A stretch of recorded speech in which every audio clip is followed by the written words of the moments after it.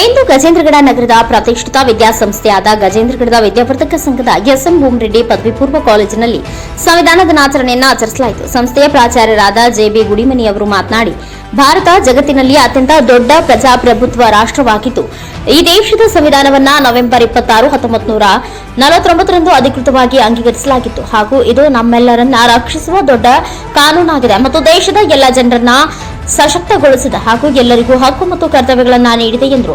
ರಾಜ್ಯಶಾಸ್ತ್ರ ಉಪನ್ಯಾಸಕರಾದ ವೈಎಂ ಜ್ಯೋತ್ಸ್ನಿ ಅವರು ಸಂವಿಧಾನದ ಪ್ರಸ್ತಾವನೆಯನ್ನ ಓದಿಸಿದರು. ಉಪನ್ಯಾಸಕರಾದ AS Vaddar, SS Walikar, JS Gadag, YR Sakrorji, GT Raybhagi, ಬೋಧಕೇತರ ಸಿಬ್ಬಂದಿಗಳು ಇನ್ನು ಅನೇಕರು ಉಪಸ್ಥಿತರಿದ್ದರು. 1949 ನವೆಂಬರ್ 26ರಂದು ಅಂಗೀಕರಿಸಿರ್ತಕ್ಕಂಥ ವಿಚಾರ ಎಲ್ಲರಿಗೆ ಗೊತ್ತಿರುವಂಥದ್ದು.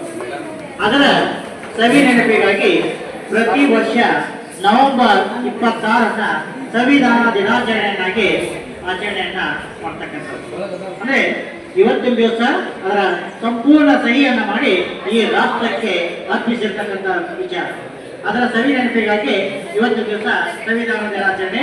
ಅದಕ್ಕೆ ಪ್ರಸ್ತಾವನೆಯನ್ನ ಪ್ರತಿಯೊಬ್ಬ ವಿದ್ಯಾರ್ಥಿಗಳು ನಾನು ಹೇಳ್ಕೊಡ್ತಕ್ಕಂಥ ಒಂದು ರೀತಿ ಒಳಗ ಅದನ್ನ ಉಚ್ಚಾರಣೆಯನ್ನ ಮಾಡದೇ ಇರುವ ಮೂಲಕವಾಗಿ ಈ ದೇಶದ ಆ ಸಂವಿಧಾನ ನಿರ್ಮಾಪಕರಿಗೆ ಗೌರವವನ್ನು ಸಲ್ಲಿಸಬೇಕಂತ ತಿಳ್ಕೊಂಡು ನಾನು ಕೇಳ್ಕೊತಾ ಇದ್ದೀನಿ.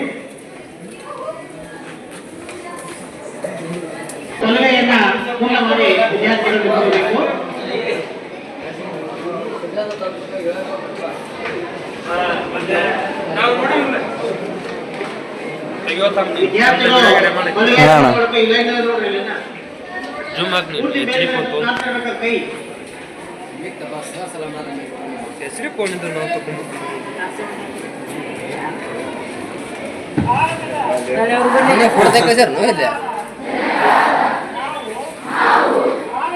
ವಿಡಿಯೋ